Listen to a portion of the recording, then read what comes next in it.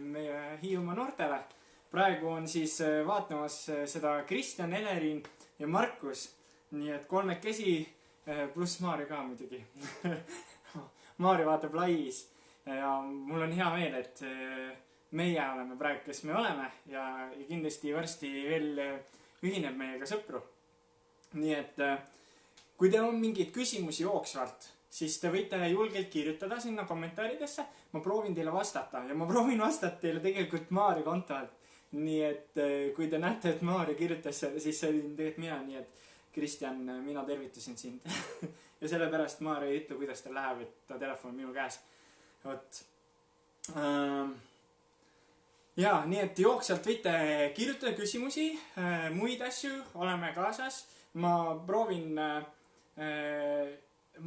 nagu vastata ka siis, kui on teemakohane küsimus. Kui on teemaväline, siis ma ei vasta.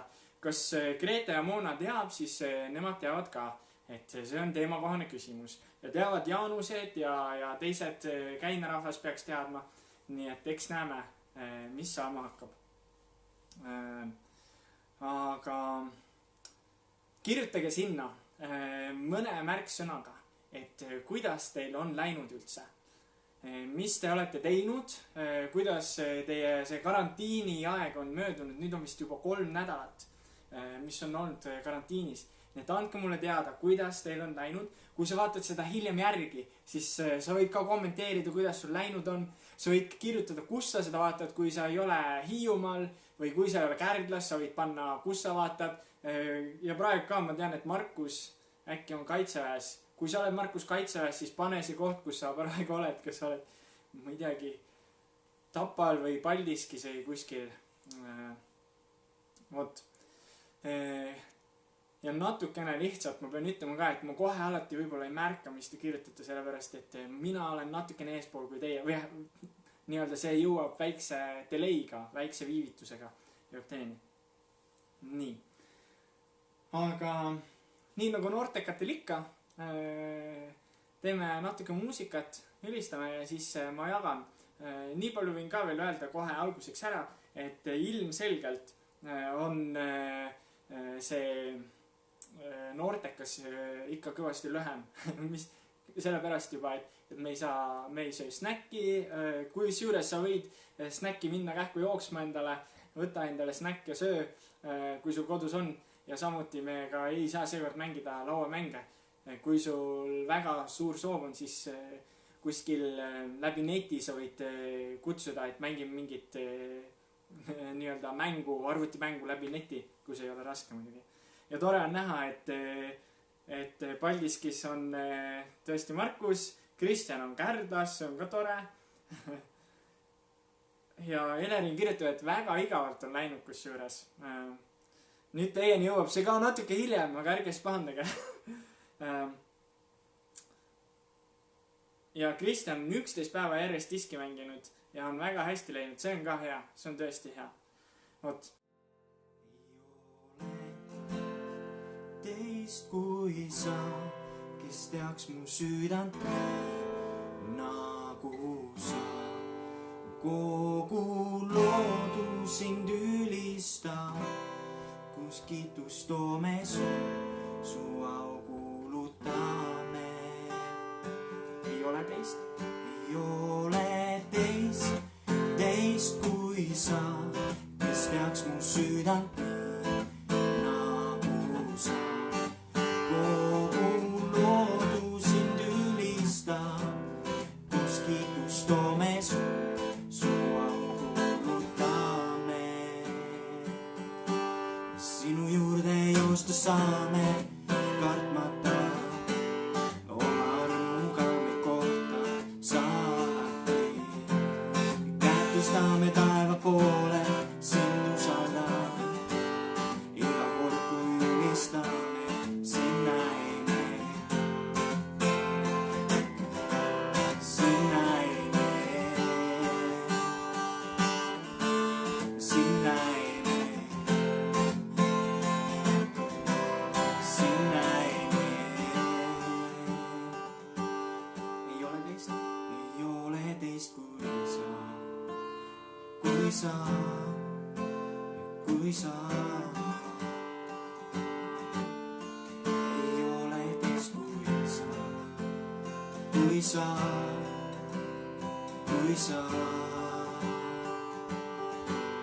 ei ole teist kui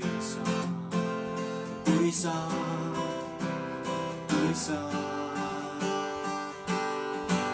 ei ole teist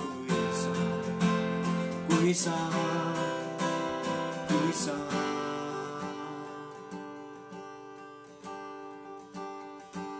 sinu juurde joosta saame kartmata oma armuga meid kohtab sa alati.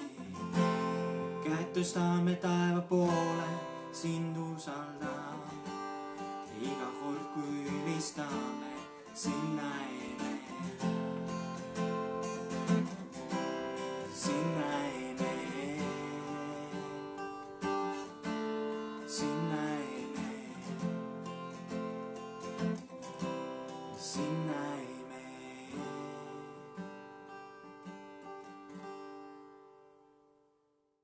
Jumal, ma tänan sind, et me võime saada kokku, isegi siis, kui me ei ole päriselt füüsiliselt siin. Me võime saada kokku läbi selle videovahenduse ja ma väga palun, et sina õnnistaksid kõiki, kes on praegu teisel pool kaamerat või seda ekraani vaatamas. Jumal, ja ma palun väga, et sina õnnistaksid ja hoiaksid seda aega nüüd, seda sõnumit, mis mul on jagada. Ja ma palun, et kõik, kellel on nagu tunne, et nad tahavad jagada, Jumal, et neil oleks võimalus öelda seda, mis nad arvavad. Aamen. Nii. Vahepeal on meiega ühinenud Anneli ja Kersti. Tore, tšau teile ka. Ja rõõm on, et olete jõudnud. Ja ma mõtlesin täna, küsisin Maarjalt, et mida ma õige jagan teile, kusjuures te ei pea kartma, et ma ei jaga mingi ülipikalt, aga ma küsisin Maarjalt, et mida ma peaksin ütlema ja Maarja ütles, et mis sul südames on. Ja kui alguses ma mõtlesin tükk aega, et mida ma jagan, nagu närveerisin natuke ja siis kui Maarja ütles, et mis sul südames on, jaga seda, siis ma teadsin täpselt, mis mul südames on. See on nii naljakas, mõnikord me peame vajama kedagi, kes suunaks meid ja võib-olla sinul on ka täna kodus mingi hetk või olukord, kus sa pead midagi tegema, aga sa ei oska, näiteks mõni koolitöö või mis iganes. Ja siis keegi aitab sul, ütleb lihtsalt ühe asja, küsib sust ühe küsimuse ja sa tead täpselt, kuidas seda teha. Ja siis minul oli natuke sarnane olukord täna. Ja see, mis ma ütlesin, Timo vaatab ka meid, rõõm Timo, et sinagi oled meiega. Aga see, mis mu südamesse tuli, oli see, et võtta aega nagu palveks või otsida Jumalat. Ja ma tahan teile natuke jagada sellest, kuidas Jumal hoolib meist. Et kui täna on karantiin, me oleme oma kodus, me ei ole saanud 3 nädalat inimestega kokku, võib-olla Maarja kogu aeg raputab mind või nügib mind, kuule, et ma tahaks külla minna, ma tahaks külalisi kutsuda. Nüüd selgub, kes tegelikult ekstrovert on, et mul polegi nii suur vajadus kui Maarjal. Aga siis ma mõtlesin, et Jumal armastab sellegi poolest meid, kui me ei saa seda välja elada võib-olla alati või kui me ei saa teistele näidata seda füüsilisel moel, kui me ei saa kokku kellegagi, kuigi meil on võimalik näha üksteist siis läbi videovahenduse, teha Zoomi või Skype'i või Facebooki videosid. Ja ma tahan teile lugeda Matteuse evangeeliumist. Kellel on piiblid, võib võtta lahti, kui sul ei ole piiblit, trüki kähku piibel.net sisse, leiad ka internetist piibli. Ja Matteuse 6. peatükist salmid 25 kuni 34, täitsa lõpuni siis. Seepärast ma ütlen teile, ärge muretsege oma hinge pärast, millega süüa ega oma ihu pärast, millega riietuda. Eks hing ole enam kui toidus ja ihu enam kui rõivas. Pange tähele taevalinde, nad ei külva ega lõika ega kogu aitadesse ning teie taevane isa toidab neid. Eks teie ole palju enam väärt kui nemad. Teeb väikse pausi siin. Siin on kirjas, et meie oleme rohkem väärt kui linnud, keda Jumal toidab. Väga huvitav, väga põnev. Aga kes teie seast suudab muretsemisega oma elule ühe küünragi juurde lisada? Küünar siis on mõõtühik. Või rõivastuse pärast, mis te muretsete? Pange tähele lilli väljal, kuidas nad kasvavad. Nad ei näe nad vaeva ega ketra. Aga ma ütlen teile, isegi Saalomon ei olnud kogu oma hiilguses nõnda ehitud, nagu igaüks neist. Nüüd, kes minu kaasa loeb, siis ta teab, mis tegelikult kirjas oli. Sisu on ikka sama. Aga siin siis teen jälle vahepeatuse lillede kohta. Et siin on öeldud, et me muretseme mõnikord, me muretseme hästi palju. Ja samas vaatame lilli, mis on väljal hästi ilusad, nagu tõesti ilusad. Tüdrukutel kindlasti meeldib lilli saada ja poistel meeldib kindlasti tüdrukutel viia või tulevikus oma abikaasadele lilli viia.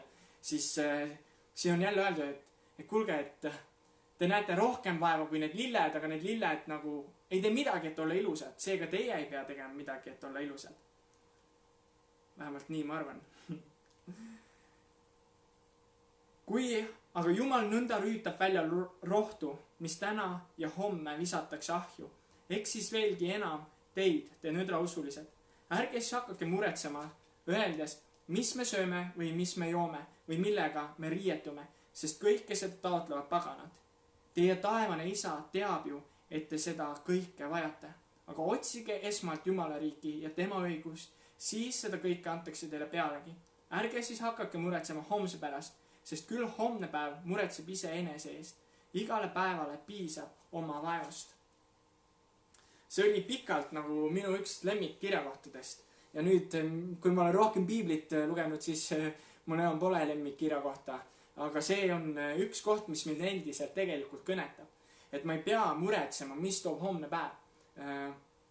Ja siin toob väga konkreetselt välja tõesti need valdkond isegi. Et mõnikord me mõtleme, et kuidas ma täna söönuks saan või praegu on igasugust koondamised lahti või tööd ei ole praegu, kõik on mingi sundpuhkusel ja nii edasi. Ja võib-olla sina ei mõtlegi täna sellele, et kas toitu on kapis või mitte. Aga võib-olla sinu vanemad mõtlevad. Ja nad mõtlevad, kuidas anda oma lapsele süüa, kuidas Kristjan saab toidetud, kuidas Anneli, Kersti või Markus või kes iganes meid vaatab, Elerin, et kuidas talle süüa anda. Siis Piibel ütleb, et sa ei pea muretsema selle pärast, sest Jumal muretseb ise selle pärast. Ja see on üks koht, kus ma tahaks jagada tunnistuse. Kui me Maarjaga olisime siia, siis meil oli näiteks finantsiliselt päris raske. Ja ma enam isegi suutnud muretseda selle pärast, et muidu tuli kogu aeg muretseda. Ja ma jätsin selle kõik nagu tahaplaanile. Ja mitte kordagi, me Maarjaga oleme mitu korda rääkinud, et mitte kordagi me ei tundnud tühja kõhtu. Nagu mitte kordagi, kuigi meil oli finantsiliselt puudus vahepeal. Et see on nii imeline asi tegelikult. Teine koht on see rõivastumine, riided. Me mõnikord proovime ennast üle mukkida või paneme mingid üli uhked riided selga enne, kui ma lähen kuskil välja. Täna ei ole võimalik välja minna. Üks vahva video liigub Facebookis, kus üks naine mukib ennast ära. Koroona aeg on, siis ta mukib ennast ära ja siis ta paneb endale hästi pidulikud riided selga. Ja siis ta läheb, võtab ukse juurest prügikoti, viib prügi sinna prügikasti ja siis tuleb tagasi. Et ta tahtis lihtsalt ennast riidesse panna, tahtis näidata, et tahtis võib-olla inimesena ennast tunda. See on ka üks asi. Aga mõnikord me nagu paneme rõhku mingi brändi riietele või tahame olla nagu kõige paremas.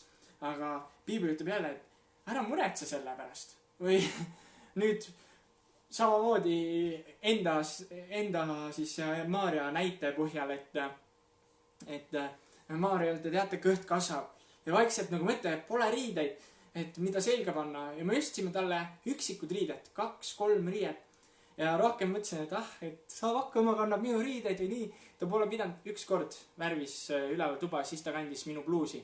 Aga muidu ta ei ole pidanud minu riideid kandma sellepärast, et jälle on kuskilt mingi varustus tulnud, ta on riideid saanud ilma, et me oleksime pidanud mõtlema sellele. Ja see on see sõnum, mis Jumal tahab öelda, et me ei pea muretsema. ja see samas varem on öeldud 6. peatükk ja 6. salm on niimoodi. Aga sina, kui sa palvetad, siis mine oma kambrisse ja lukusta uks. Palveta oma isa poole, ehk siis Jumala või Jeesuse poole, kes on varjatud. Ja su isa, kes näeb varjatudki, tasub sulle. Palvetades, jäängi seal seisma. Ja su isa näeb, kui sa oled seal, ja su isa näeb, mida sa palvetad. Ja see on üks suur asi ka, et me mõnikord mõtleme, et Jumal ei näe või Jumal äkki ei tea või ei kuule, siis tegelikult ta teab. Aga küsimus on see, et kellel me laseme nagu juhtida. Kas me laseme juhtida meie hirmul, et see, et mul on vaja toitu või see, et mul on vaja brändiriideid või see, et mul on vaja, ma ei tea, mingi 3., 4., 5. asja. Või ma lähen lihtsalt Jumala ette ja ütlen, et Jumal, mina ei saa sinna midagi teha. Ja ma ei taha muretseda sellepärast, et see ei pikenda mu elupäevi. See muretsemine ei anna mulle mitte midagi juurde. Vaid ma tahan usaldada sind. Ma tahan, et sina juhiksid, et mu kõik mõtted oleksid sinu käes. Nüüd, kui kellelgi on küsimusi, siis pange kirja jälle. Pange kirja, mis mõtted teil tekkisid. Saate jagada siin, saate jagada minuga, saate jagada üksteisega. Võib-olla, kui sa julged, siis kirjuta üks koht, mille pärast sina täna muretsed. Kirjuta siia kommentaarides, mille pärast sina täna muretsed. Ja mis sa arvad, või kus sa tunned, et sa ei peaks muretsema tegelikult, kus sa võiksid anda selle Jumalale üle. Ja ma pärast palvetan ka sellepärast, et me ei peaks muretsema nende asjade eest, mis tegelikult meile ei anna mitte midagi. Või tähendab, asjad annavad meile mõnikord midagi, aga see muretsemine ei anna meile mitte midagi. Ja seda me peame teadma.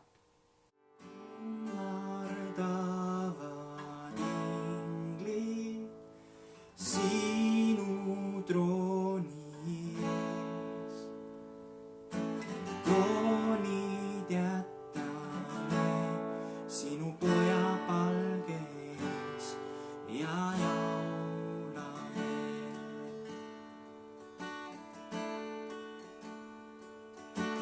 Kummardavad inglid sinu trooni kroonid jätame sinu poja jalge eest ja laulame. Oled kõike seda väärt, oled kõike seda väärt, sest kõik on sinu käest ja kõik on sinu jaoks. Sulle kuulub austus. Oled kõike seda väärt. Oled kõike seda väärt. Sest kõik on sinu käes ja kõik on sinu jaoks. Sulle kuulub austus.